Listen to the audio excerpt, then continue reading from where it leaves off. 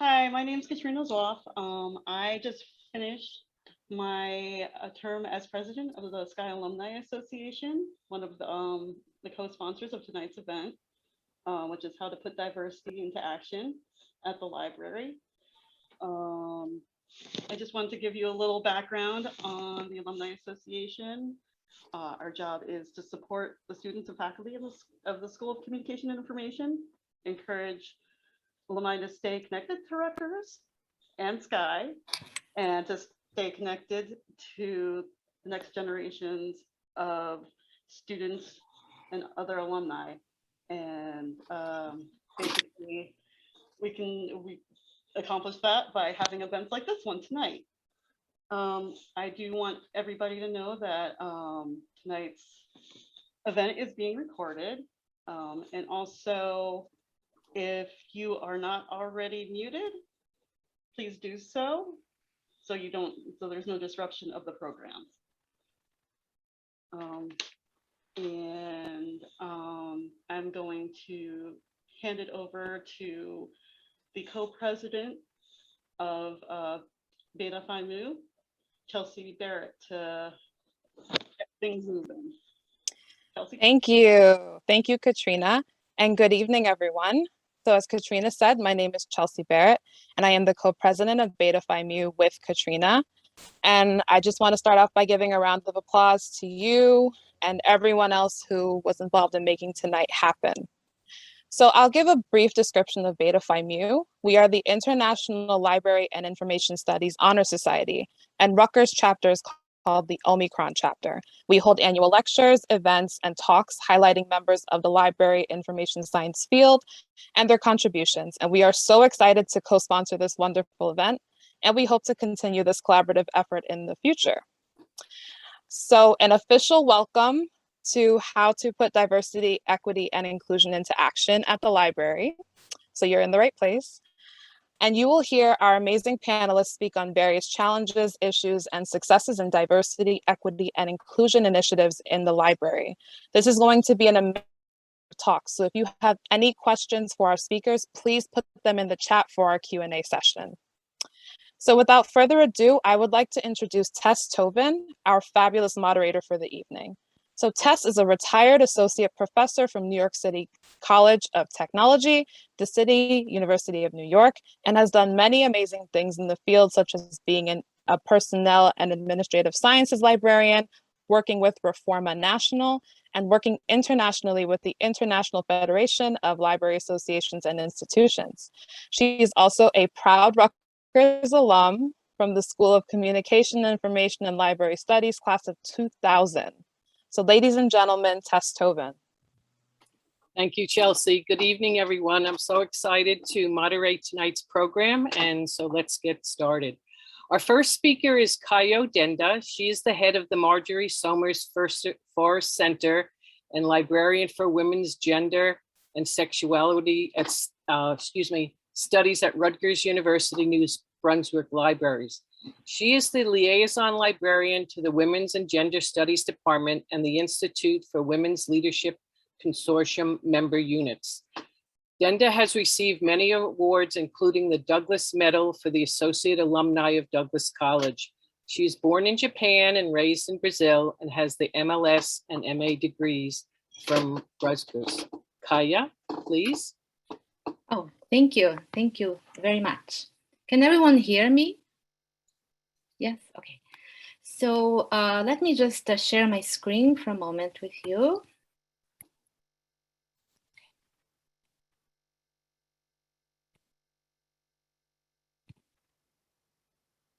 So first of all, I'd like to thank Katrina, Chelsea, and other event organizers for this invitation to present at tonight's event. My presentation is based on my experience with the Babs Superstein Humanities and Medicine Seminar with focus on transgender. I think transgender issues have gained more visibility this year after Dr. Rachel Levine, a transgender woman, was confirmed by the Senate to serve as Assistant Health Secretary in the Biden administration. However, transgender issues and people continue to face discrimination and have lots of difficulty to access healthcare, There was an article in today's New York Times about this very issue. So the Babs-Silberstein Humanities and Medicine seminar is a seminar on transgender issues from various perspectives. And the series started in 2018, funded by a grant from the New Jersey Council for the Humanities. As you can see from this photo, taken after one of the seminars, this was life before COVID, as we all know. So why the seminar? This happened because the medical faculty came to the libraries to expressing the need to learn more about transgender issues and LGBT issues in general, to gain deeper understanding of LGBTQIA+ communities. And they believed that this new knowledge would build capacity and increase their ability to offer more compassionate and nuanced healthcare. The medical faculty were also very interested in the intersectional approach to patient care, considering the effect of race, ethnicity, age, nationality, etc. Because the experience of a white transgender man from the suburbs, just like Dr. Levine, is very different from the experience of an African-American transgender man from inner city. I also knew from my liaison work with the Department of Women's and Gender Studies, Women's Gender and Sexuality Studies, that the faculty and students had increased scholarly interest in transgender issues. So together we decided to create a seminar in attempts to build capacity and learn more about the topic of transgender. So the presenters are very diverse, and we make sure to have this diversity represented. And they include healthcare professionals and medical doctors and nurses, the librarians, and also the LIS students have presented. Also, social science and the humanities scholars. They all like to present about their scholarship and published books.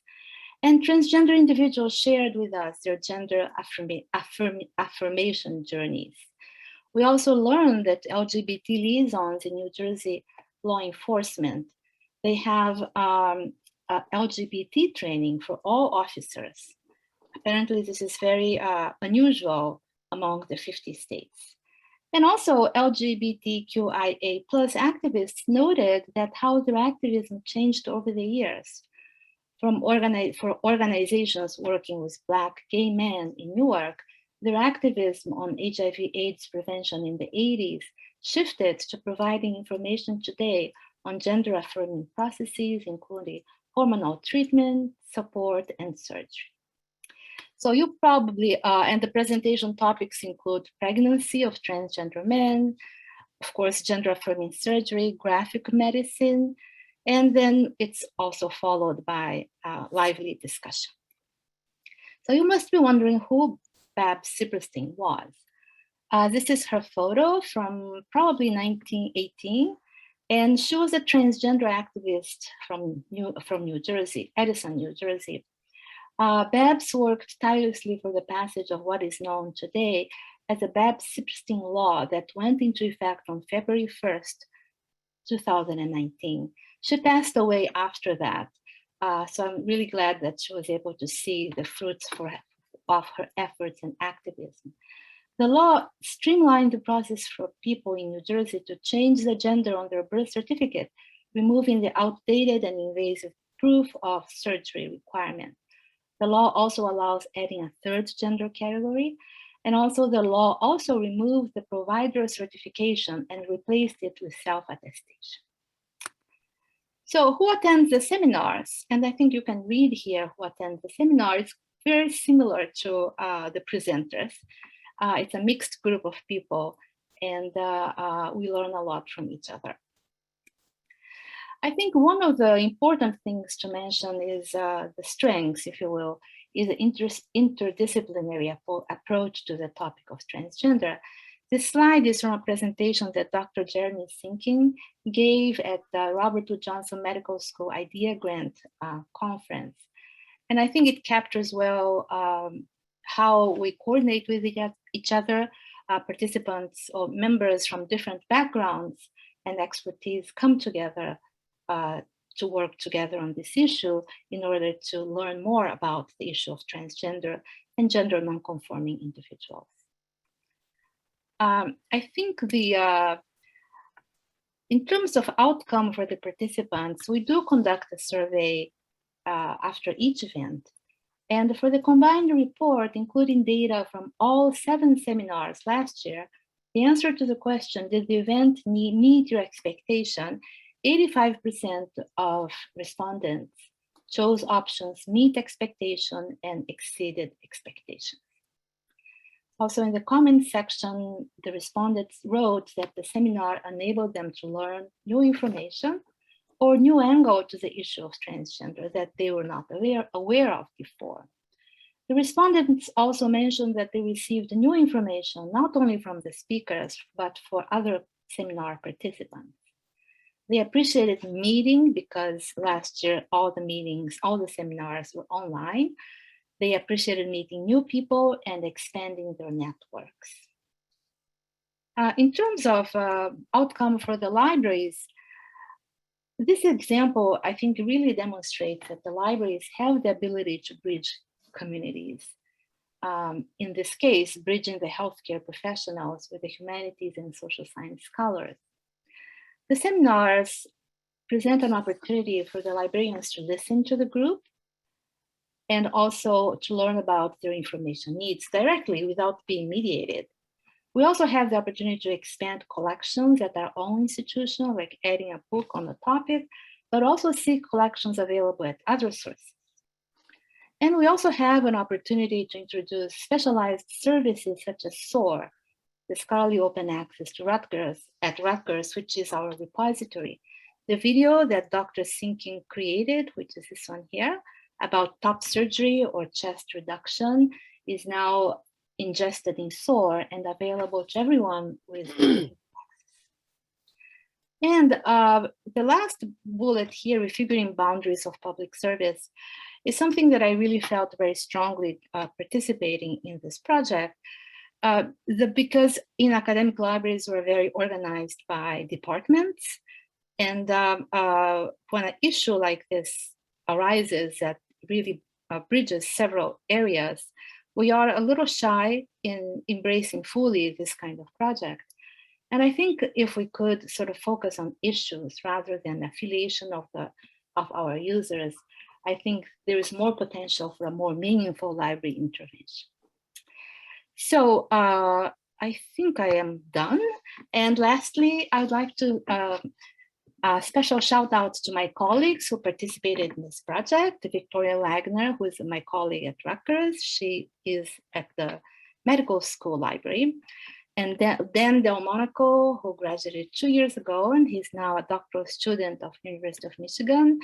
And Whitney Kale, who's a baby here. She graduated this May, and they all participated in this project one way or another, and making it a very successful enterprise.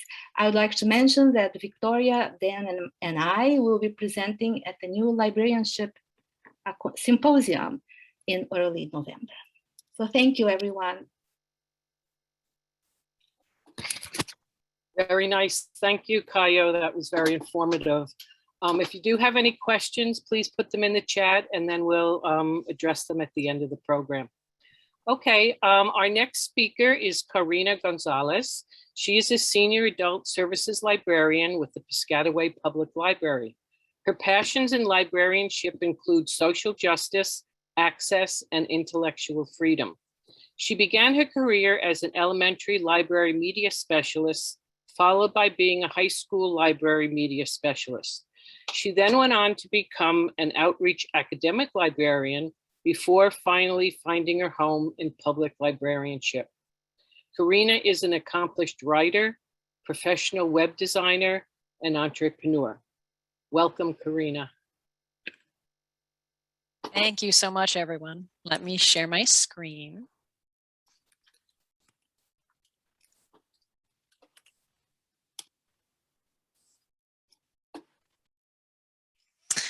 All right.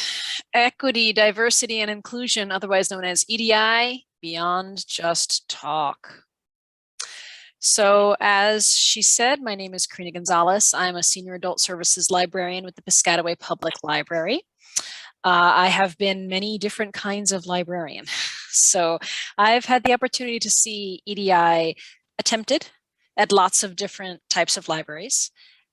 Here is my contact information. If you ever need to get in touch with me or you have any questions, you can email me at cgonzalez@piscatawaylibrary.org, and you can learn more about me at librariancarina.com. So I first want to talk about some of the challenges that I've found trying to implement EDA or trying to take EDI beyond talk. These are the biggest ones that I found. The first one being that the decision makers are absent. You can have a great grassroots feel committee with the best ideas, but if the decision makers in your organization are absent, it just won't go anywhere. Changes like these require policy and procedural changes, website updates, job description tweaks, etc. The next is the strategic plan. Ideally, your strategic plan is something the entire organization is behind. If implementing EDI isn't part of that strategic plan, then it isn't going to have the support that it needs.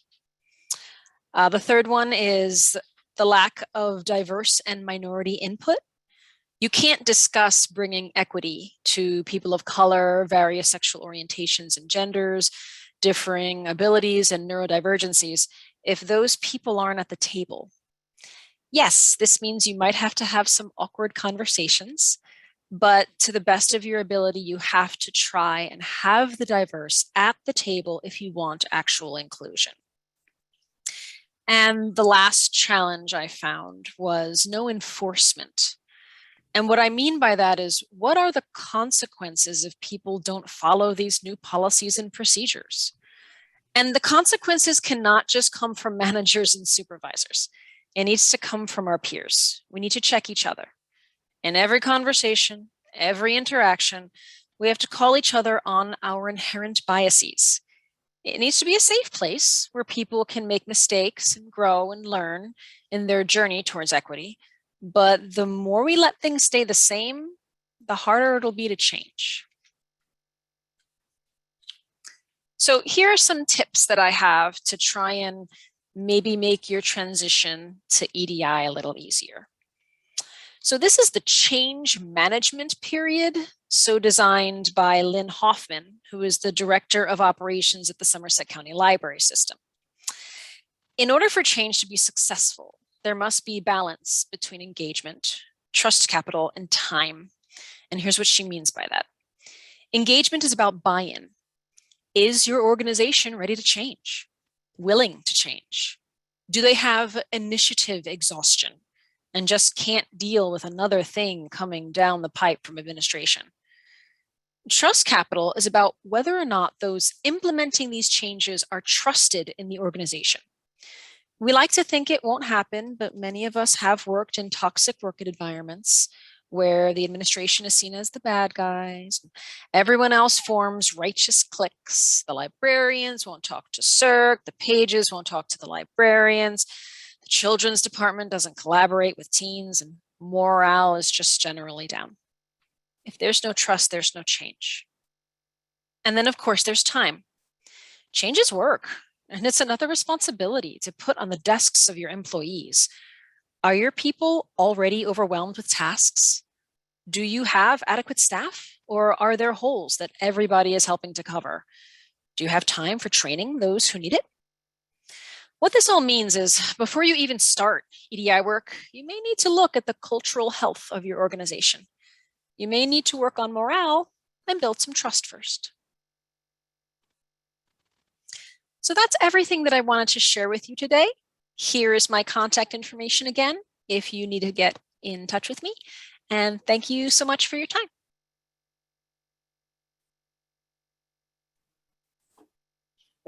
Thank you so much, Carina. Okay, so our next speaker is Jenna Ingham. She was a kid when she wanted to grow up. When she was a kid, she wanted to grow up to be a stand-up comic. But now that she's a youth services librarian, she realized there's not much of a difference. Jenna is the head of youth services at Verona Public Library in New Jersey. Much of Jenna's work is dedicated to advocating teens and queer youth. You can find her at heymissjenna.com. Welcome, Jenna. Thanks, Tess. Okay, Carina, I just want to say you have such a beautiful voice. I wanted to listen to you speak forever. Okay, so give me a moment while I share my screen.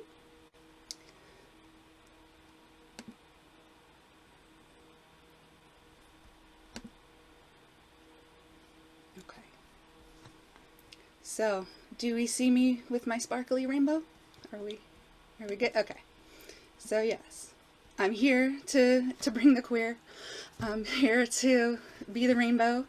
I just want to say a disclaimer. I use the word queer and the word gay to be all encompassing for anything under the LGBTQIA plus umbrella. So that's, I don't mean to offend anyone, but that's my word choices. So I'm here to talk about supporting and representing LGBTQ plus patrons. This is actually an abridged version of the panel called In, Out, and In Between, Supporting and Representing LGBTQ plus Teens in Libraries, which I presented with 2 co-panelists at the NJLA conference this past year. And if you missed it, we're going to reprise it in October for Library Link NJ, so look for that. Okay, shameless plug over. So let's, oops. So I'm working with a dual screen here, so there's a learning curve. Okay, so the first thing that I want to talk about, as I already did, is the use of our language. And how we speak to people is just, it indicates our cultural competency, and the way that we speak as librarians to our patrons is very important. Now, when I'm off the clock, everybody is bro. I will just, you're everybody's bro. And yeah, that's not very gender inclusive, but I will say that the term brosif is gender neutral in that no one should ever use it. So, but we should definitely be mindful when we talk to patrons about the terms that we use. One of my pet peeves is use of the word guys. I know that this is so embedded in our language. If you grew up in the New Jersey, New York area, guys, you guys is probably one of your first words. So it's very hard to remove this from your vocabulary, and it makes you feel like casual. I have gotten emails from my department just sent to a bunch of people, and it's like, hey guys, and I'm like, I'm not guys. There's an instance from I can't remember the name of the author. Radical Candor is the name of the book, and somebody wants to look that up real quick so we can credit the author, but she talks about an instance where teachers would say to young children, okay, you know this math problem, come on guys, and the girls would be like, oh, well, I should probably keep quiet. And so we think that maybe using the word guys isn't causing any harm, but it does and it can. So I'm just going to skip ahead. I just threw this in here. I've seen this go around on Facebook a lot in the past week, and this is a really fun word cloud of gender neutral terms that you can use to address a group. I work with children. I can get away with a lot. I call them my little penguins or friendos, or one teen told me that she wanted me to call everyone childies, which I did not do. So there are some really great suggestions in here. There are some really questionable suggestions in here, but being from the North, it's been very hard to get used to saying y'all, but I'm doing it. And now there isn't going to be a one-size-fits-all term that's going to fit everybody. I don't have enough time to get into each and every one of these, but you kind of just need to get a feel for who you're talking to, and go with it. And we're not everybody is guys. but sometimes we are bro. So there are also outdated terms to avoid using. So at the top of this, I mentioned that I use the word queer. Queer has been reclaimed by young people, but we still have a generation that remembers when this was used as a slur, and that is not always appropriate to use. So there are also words where transsexual used to be totally okay to refer to the transgender community. It is not okay anymore, such as also another word is transgendered with ed, as if it were a past tense. That is also no longer acceptable. So these are just a few things to keep in mind. Use your Google skills if you don't know, if you're not sure, and if you hear a term that you don't know or understand, look it up. And asking someone from the LGBTQ community should be a last resort, because we don't always want to ask someone to be the one to educate us, because they're not automatically spokespeople for the community. So if you want to be a good ally, be active in your own learning when possible. And remember, ally is a verb, not an adjective. So then I also want to mention pronouns. This should be second nature by now. Put your pronouns everywhere. Put them in your Zoom profile. Now you can actually put it in your profile. You don't even have to change your name anymore. It's there automatically every time. Put it in your email signature. Put it in your social media bios. Put it places I can't think of. Get a button for your lanyard. I have a button that says no gender, no problem. So this means that you are open to other people sharing their pronouns with you, because you should not require anyone to disclose their pronouns to you. And I know that sounds contradictory, but when you force someone into a situation where they need to disclose their pronouns when they're not ready, it gets sticky. So the idea is to be open, allow yourself to be corrected, don't over apologize, just self-correct and move on. And let's see, so there's that fun infographic. So policies, yikes, what would this be if I didn't talk about policies a little bit? There's so many policies, just maybe you are not in a position in your library where you have any power over policies, but it's a good idea to look at them and to see when they have last been updated. One important thing is that library cards do not need a gender associated with them. Stop doing this. There's no reason to collect that information. Do your library card need legal names in library card signups or program registrations, or is a preferred name allowed? And how easy or difficult is it to make this change? And do patrons know if this is an option? I'm not even going to touch on your library's policies on bathroom usage, because that is a thing. But do you have a gender neutral bathroom in your library? Can you convert one? Do you have the space to be able to do that? What are your library's policies on challenged materials? Do you have a strong collection development policy that clearly states how the library makes selections? And that's a policy that can back you up when a book is challenged. So check and see when those policies have been refreshed, and see if your library is walking the walk of those policies, if they are equitable. Okay, so queering the stacks, gay all day, queer all year. So guess what?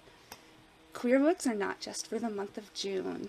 So are you including LGBTQ plus books in your displays, or is it with all the other books?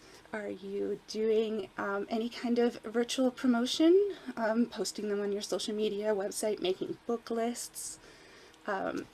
Is your collection representative as many identities as possible? Is your collection current? Is your most recent queer book, Annie on My Mind, that's from the 80s? Time to update. So always do your best to uplift, highlight, recommend, include these books everywhere. So having them on the shelf, having them in your collection, it's not enough. You have to be promoting your collection too. So also I have on here, avoid labeling. This is what I mean. So I recently just started at Verona Library, and I inherited a collection where the teen and tween books have been genreified with label stickers. And I have a problem with this because LGBT plus that's a beautiful sticker, by the way. We know I love rainbows, right? But it's not a genre. Is it a gay mystery, or is it just a mystery? You know, so there are many reasons why you shouldn't label your books. So it makes the book a target for challenges, for one, and it also can make people less likely to take them out. So either people will think the books aren't for them, or perhaps someone who isn't ready to be out, who doesn't want to be seen with a book that has a gay sticker on it. And LGBTQ books are for everyone and should be treated like any other book in your collection. So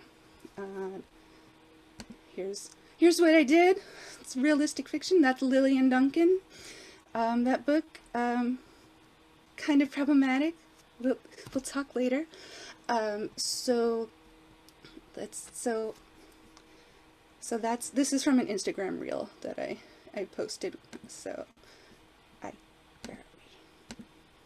and yeah, so that's it. I just wanted to give a thank you and shout out to my co-presenters, co-conspirators, Kaylee Yakavetta and Kel Rowan, who presented with me in out and in between, and for this fuller presentation that is an hour long that I condensed into this tiny ball for now. So you can follow me on Instagram and Twitter at Hey Miss Jenna and see all my rainbows, or email me and we'll become pen pals. So thank you. Thank you, Jenna. You did a wonderful job in condensing it and getting your information across. Okay, so our last speaker for tonight is Jen Sulligan. She is the Civic Services Supervisor for Somerset County Library System. She's worked in libraries for 18 years as a reference librarian, YA librarian, head of children's services, school library media specialist, adjunct academic librarian, and adult services librarian for employers such as the Rahway Public Library, Metuchen School District, and the Raritan Valley Community College. Her main library-related interests include equity and services for adults with disabilities, seniors, and those other underrepresented groups, as well as supporting civic education. Welcome, Jen. Thank you very much, Tess. Okay, I'm going to share my screen. Bear with me.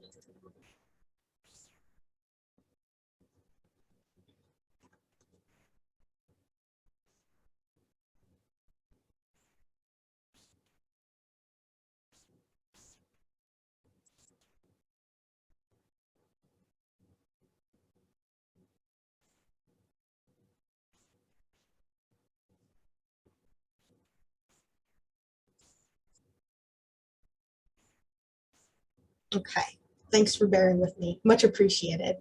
Okay, so I manage home borrowing, volunteerism, and social work interns for Somerset County Library System. Tonight I will be talking about our work in providing services to adults with developmental disabilities. So first and foremost, what are developmental disabilities? They're a group of conditions due to an impairment in physical, learning, language, or behavior areas. These conditions begin during the developmental period, and they impact day-to-day functioning and usually last throughout a person's lifetime. They include the disabilities seen here, such as ADHD, autism spectrum disorder, cerebral palsy, and hearing loss. As students with disabilities age out of the school systems in New Jersey, they're often left without a great deal of support services or opportunities for meaningful recreation. Multiple studies have found that these particular adults struggle with confidence, depression, and lack of motivation.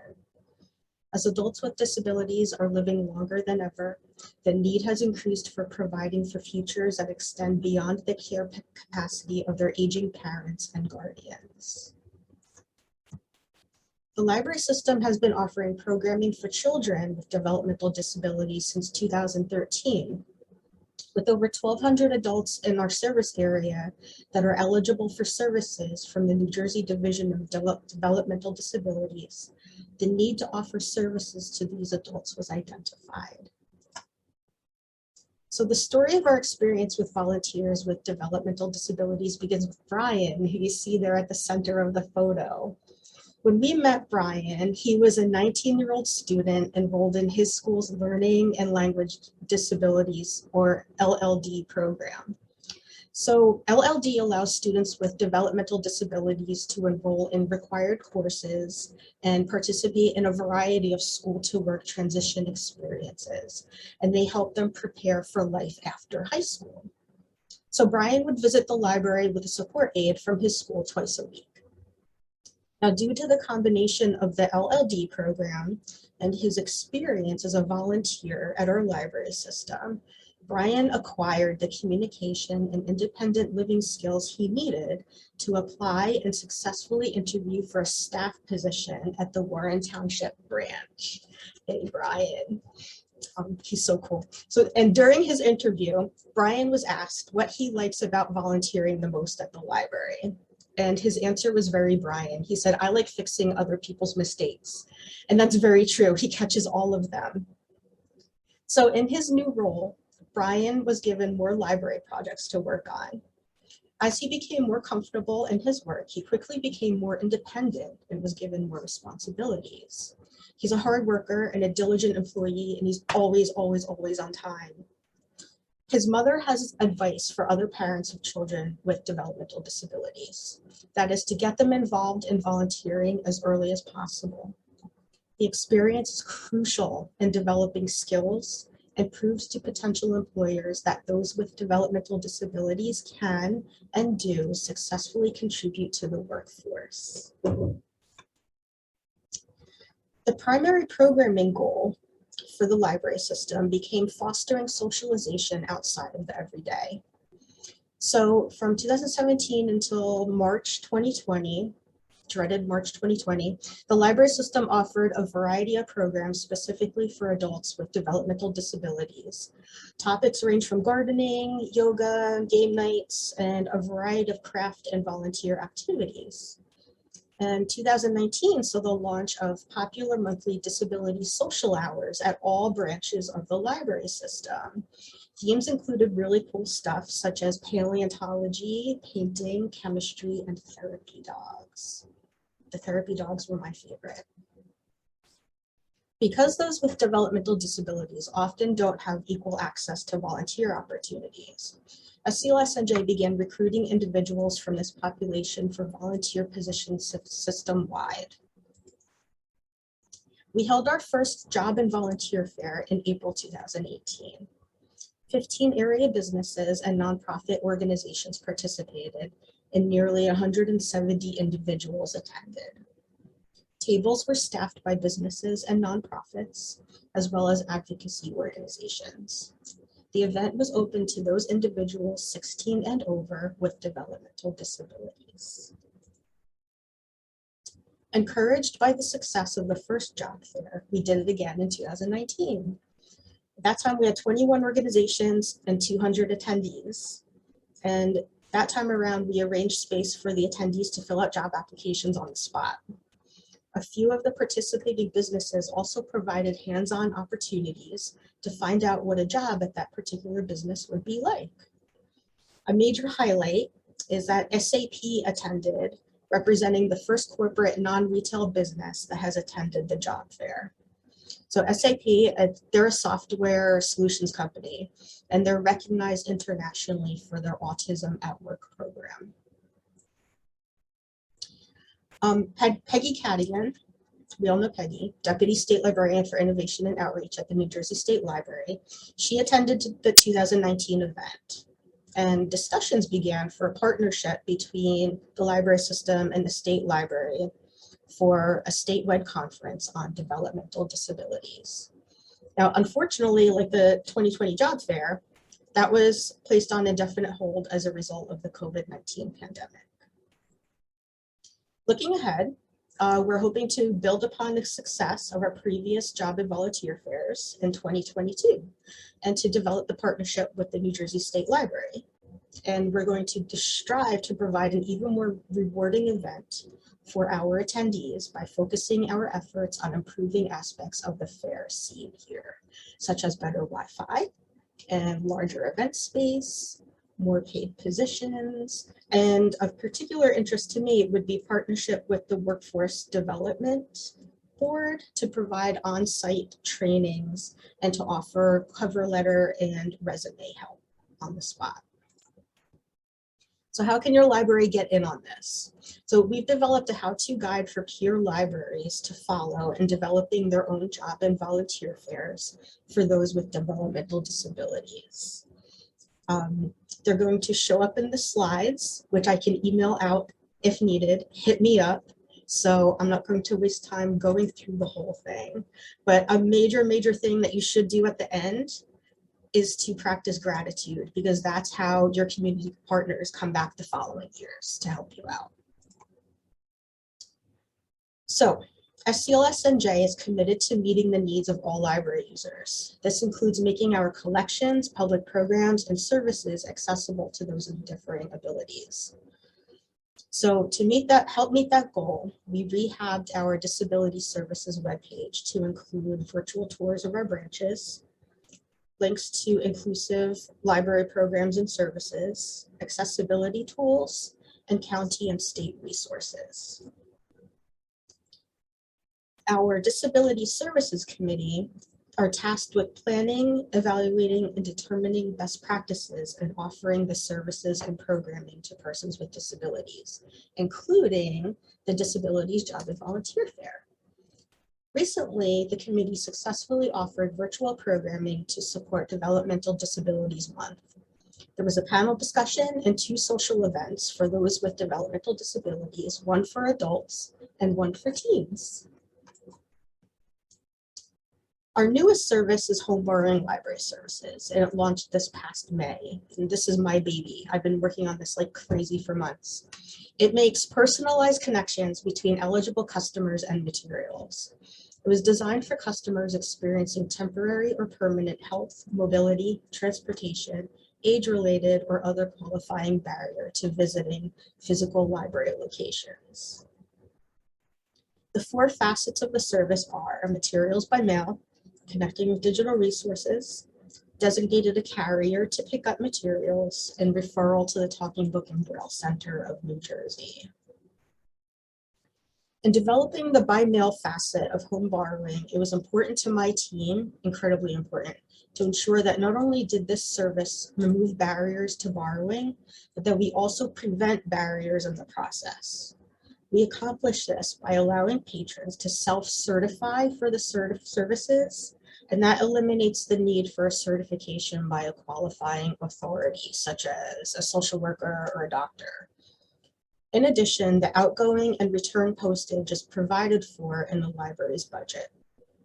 Lastly, patrons may end or extend their participation in the service should their needs change over time. Community Living Library Service is for patrons for whom visiting the library is difficult or impossible. They live in community residences with vital support staff. So this includes nursing homes, assisted living, rehabilitation centers, memory care facilities, and group homes. Library materials are picked up by staff or volunteers designated by the Community Living Center. It's currently in a limited pilot, but we're working with a very limited number of facilities, but we're planning a wider launch later this year or early next. That is it for me. I'd like to thank a couple of people. First off is Kathy DeBerry. She's a rock star, branch manager, and I want to thank her for her dedication to our adults with disabilities at SC&I.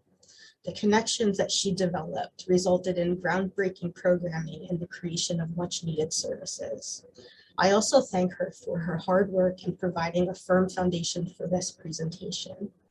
I'd also like to thank my supervisor, Nicole Pasco. She's a civic services manager. Her support makes it possible for me to work as hard as I do for the patrons of this county. And lastly, thank you for attending this wonderful event. Please contact me for further information or to receive a copy of my slide deck. Thank you.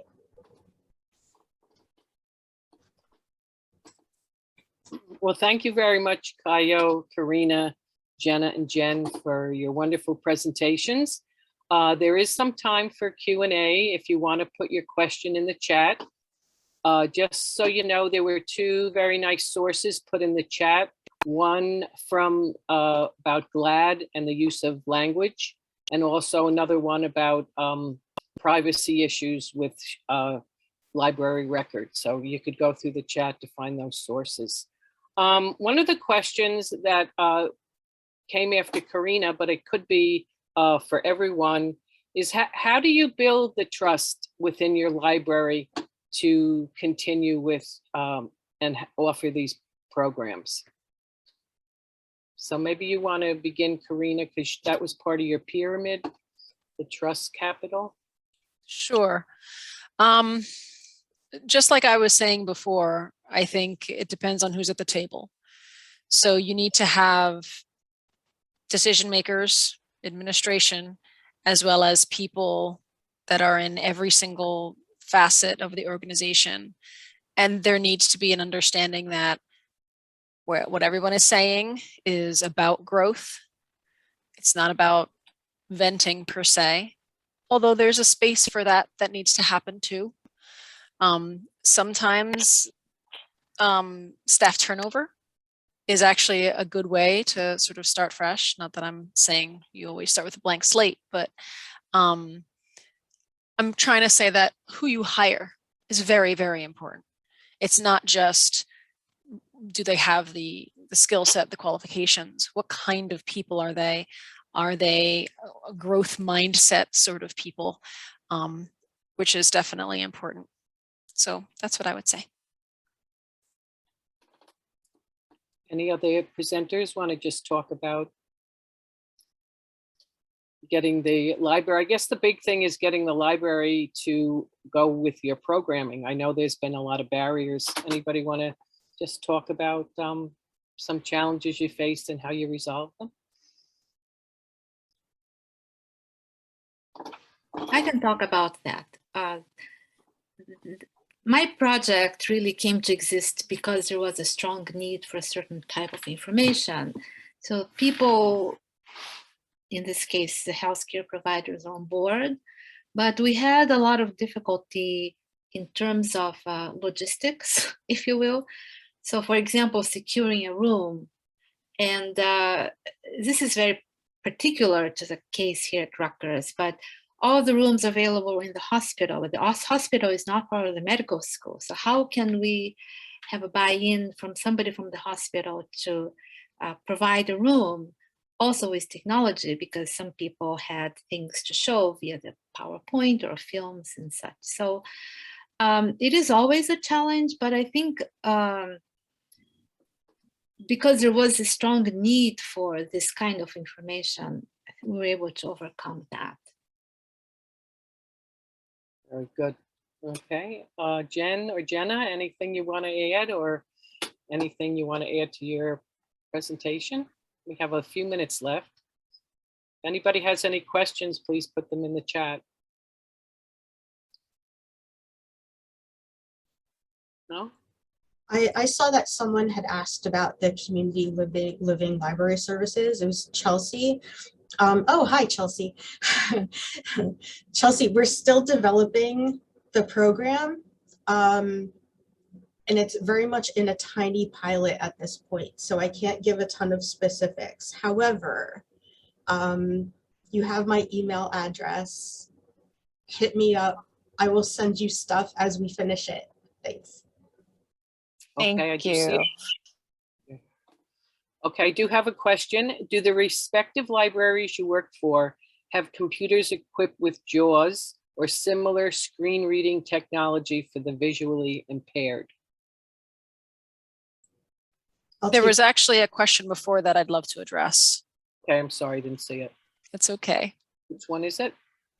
About being a librarian and dealing with challenged materials. Oh, okay, I'm sorry. Yeah.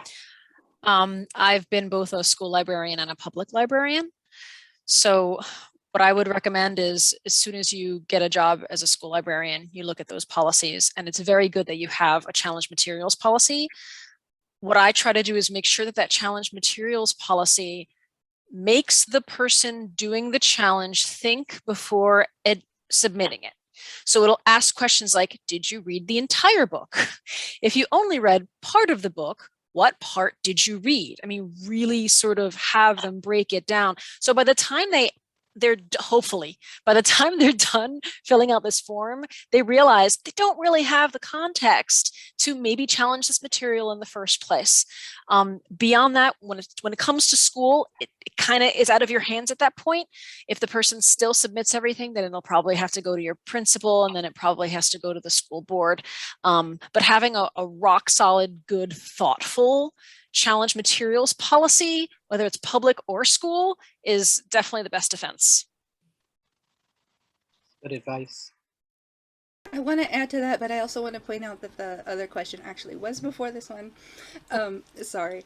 But I just want to add that if your collection development policy indicates that you collect books that are highly regarded, award winners.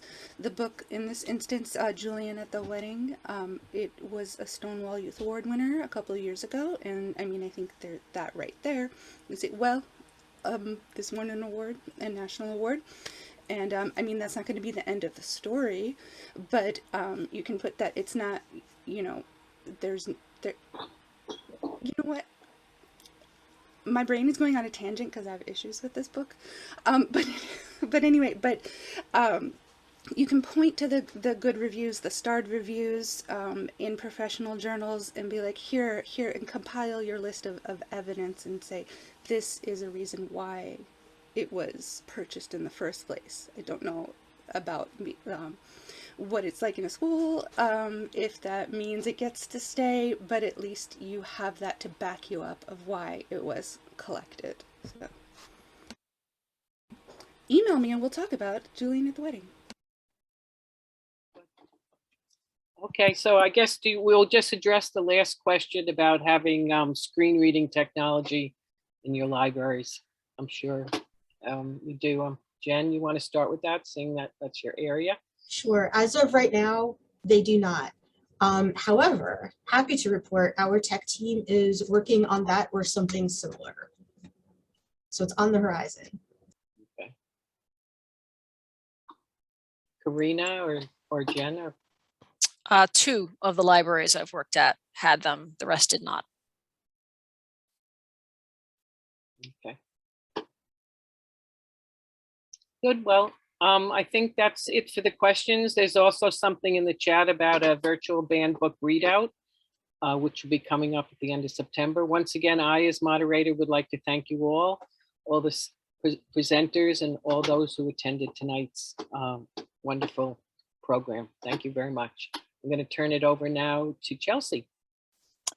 Thank you. And I just want to reiterate that we are so grateful for all of you being here. Thank you, and another round of applause to our wonderful panelists, to Tess, to Katrina, to all people involved. Thank you so much. I put our social media in the chat. Please feel free to follow for more events. We're gonna be ramping it up a little bit.